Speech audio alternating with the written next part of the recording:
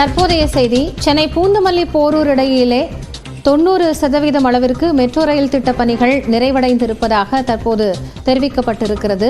இதையடுத்து பிப்ரவரிக்குள் அதில் சோதனை ஓட்டம் நடத்த திட்டமிடப்பட்டிருப்பதாகவும் மெட்ரோ ரயில் நிர்வாகம் தெரிவித்திருக்கிறது. கூடுதல் தகவல்களோடு செய்தியாளர் வேல்முருகன் இணைந்திருக்கிறார். அவரோடு பேசலாம். வேல்முருகன், இப்போ விரைவில் சோதனை ஓட்டம் தொடங்க இருக்கு அப்படின்னா எப்போ பயன்பாட்டிற்கு எதிர்பார்க்கலாம்?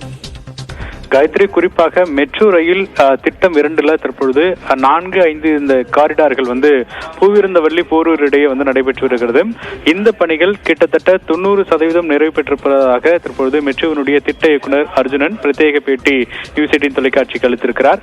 அதன் அடிப்படையில் வருகின்ற பிப்ரவரி மாதத்திற்குள்ளாக 100% பணிகள் நிறைவு பெறும் என்றும், அதனைத் தொடர்ந்து மார்ச் மற்றும் ஏப்ரல் உள்ளிட்ட இந்த 2 மாதங்கள்ல 90 கிலோமீட்டர் வேகத்துல இங்கு இந்த பகுதியில் 9 கிலோமீட்டர் பகுதிக்கு சோதனை ஓட்டம் நடத்தப்பட இருப்பதாகவும், அதே போல ஏற்கனவே மெட்ரோ ரயில் திட்டம் தொடங்கும் பொழுது அறிவிக்கப்பட்ட அந்த தேதியாக இருக்கக்கூடிய டிசம்பர் மாதம் 2025 டிசம்பர் மாதத்தில் முழுமையாக மெட்ரோ ரயில் திட்டத்தினுடைய இந்த 2ஆம் கட்ட பாதையில் குறிப்பாக இந்த பூவிருந்தவல்லி டு போரூர் இந்த இடைப்பட்ட பகுதியில் 9 கிலோமீட்டருக்கான சோதனை ஓட்டம் நிறைவு பெற்று பயன்பாட்டிற்கே வரும் என்று தற்போது மெட்ரோ அதிகாரிகள் தெரிவிக்கிறாங்க. குறிப்பா இந்த திட்டத்தை பொறுத்தளவிற்கு எப்பொழுது வரும், குறிப்பாக இந்த மெட்ரோ ரயில் 2ஆம் கட்ட பாதையில பல பணிகள் சென்னை முழுக்க நடைபெறுகிறது.